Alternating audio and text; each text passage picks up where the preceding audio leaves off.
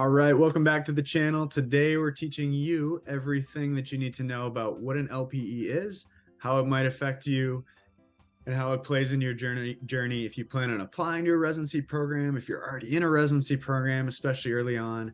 My name is Schaefer. I'm a physical therapist, strength and conditioning coach, and finishing up my orthopedic residency now. So my goal is to provide lots of resources on the residency process to help make your life a little bit easier. So I've got some resources in the comments that I'll link. I've got a book on applying to residencies, so feel free to check that out as well. But let's get into it. So LPEs. So an LPE stands for live patient exam. And basically what these are is a chance to demonstrate your progress with clinical reasoning on a real life patient.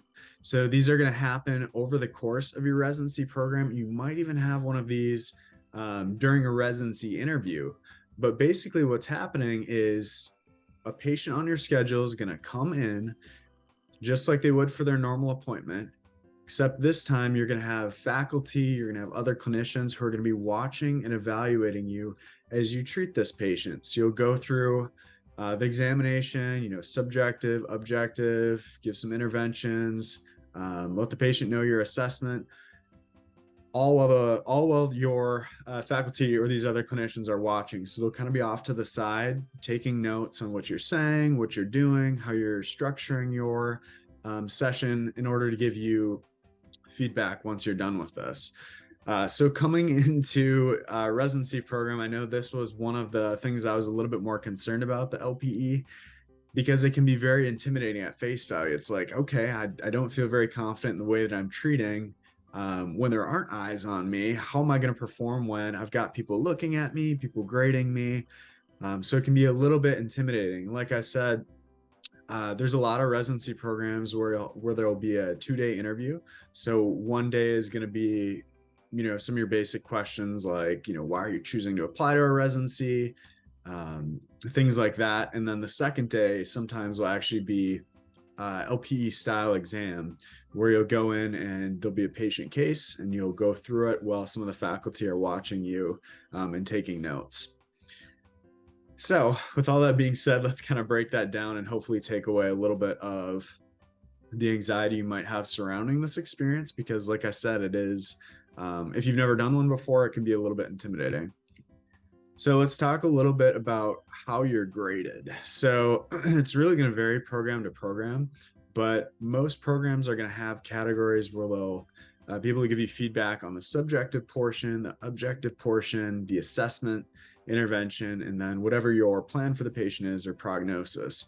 So they'll go through after the exam's finished. Hopefully you have a little bit of a break before the next patient. Oftentimes, hopefully they can block your schedule. If not, you'll get feedback later on in the day. And sometimes that, waiting process can be brutal, but that's just the case sometimes.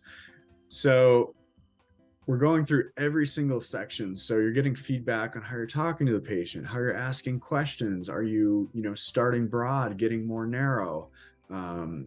Were all the questions you asked necessary? Did you do a thorough review of systems? All those questions will be asked, and they're subjective to really dive into, how you're communicating with the patient and things like that. Once we get into more objective testing and interventions, there's not a lot of communication between you and the other clinicians during this point of time. You're just doing your thing. They're watching, they're taking notes, but really be thinking in your head, hey, why am I doing this? Because I'm going to have to, go back and actually justify this once we get to the breakdown section. So this is when I think you typically have the tendency to want to overthink things. And it's really easy to do because half of you is like, okay, let's just treat how we normally treat. The other half is like, oh, okay, I should probably be doing this. This is what they want to see. But you got to just treat how you would normally treat. I think that's the biggest key to success in these situations. One of my instructors said that unfortunately, this is oftentimes, these LPs are a test of how you perform under pressure as opposed to your actual clinical knowledge, because there's a lot of extra factors that can, increase your anxiety. But it's important to note, like I said, you're not only graded on what you're doing in the moment during the during the session, but you're also graded on your clinical reasoning, the why behind you're doing different tests, the why behind your interventions you did. So as you're moving through, just thinking, just like you would any day, think about, why am I doing this? How is this going to positively affect things that the patient told me about, and so on. And then based on your session and the responses that you give during the breakdown period, when you're being asked questions like, hey, why did you choose to do this? Why did you give this intervention? What kind of keyed you into this decision or that decision? What were some of the differential diagnoses you were thinking as you went through it? As you're giving your responses and justifications, you're going to get a total score. Score for each section. Again, the subjective, objective assessment, intervention, and then future plan. All those sections will be scored, and then the total score needs to be above a certain threshold depending where you are at in your program. So for instance, very early on, you won't need a very high score to pass, but once you get into those last LPEs, the score is going to need to be a lot higher, demonstrating more clinical expertise. All right, so we talked a little bit about this already, but things not to do during an LPE: do not change your treatment style to what you think the graders want to see. So really just, approaching this examination like you would any other patient, doing the things that, you're comfortable with, the things that you've gotten good at, and not changing it up based on the people who are watching you. So you're going to have to create a little bit of a barrier for yourself, because you are going to be getting asked questions by these individuals, even before the examination starts. It's questions like, what are you seeing in the chart? Are there any concerns that you have leading up to this exam? What are some things you want to make sure you look at? So you're going to be getting those questions, but those are questions you should be asking yourself as you move through any exam. Another thing not to do: try not to start overthinking everything. This is easier said than done. I felt like I performed best on my LPEs when, again, I just treated it like any other patient, and then it gets a lot easier over time too. So as you do your second, your third LPE, my program had 6, and I failed one. So by the end of it, you'll get very comfortable with that justification of why you're doing what you're doing and things like that. Yeah, and then don't forget that it's just another patient in front of you. You've done this, a lot of times before. Do the things that you need to do, and you'll be just fine. So what happens if you fail an LPE? So it's not the end of the world by any means. Oftentimes you go into a remediation plan, and all that means is you're going to get additional mentorship focused on the things that you need to improve. So focusing on the areas that led to the failure of the LPE, to make sure that you get really solid in those different areas, so you feel a lot more comfortable the next time around. A lot of times, or in my program, the instructor or the supervisor told us, don't sign up to take your next LP until you feel like you're confident, until you've practiced those skills.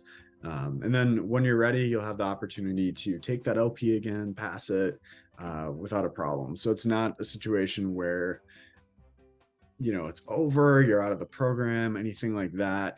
You just need to make sure that, you're taking that corrective action and working on those areas that you're struggling with. So to summarize, LPE is really just a chance for you to test your knowledge and progress in the clinic in a live setting. So throughout a residency program, you're having lots of didactic work, tests, quizzes, things like that, to determine your progress in didactic knowledge, your textbook knowledge.